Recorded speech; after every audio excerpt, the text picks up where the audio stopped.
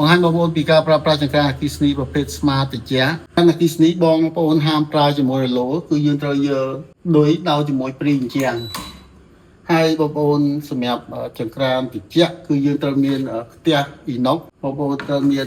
ឆ្នាំងអ៊ីណុកបងប្អូនត្រូវមានកំសៀវអ៊ីណុកអញ្ចឹងបើបងប្អូនប្រើប្រាស់ត្រូវបច្ចេកទេសគឺចំណេញជាងប្រើហ្គាស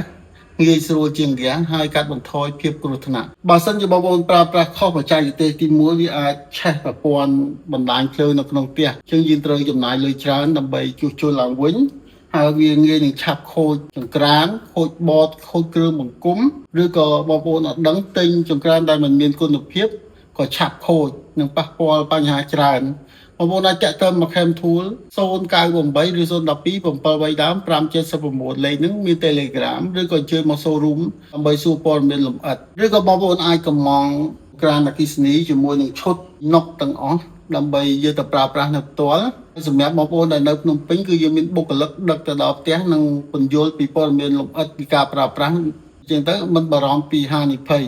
ក្រានអគ្គិសនីបញ្ជាក់យើងមានពីរប្រភេទមានប្រភេទមុខក្តៅនិងប្រភេទមុខត្រជាក់បងប្អូនជ្រើសយកមួយណាក៏បានដែរ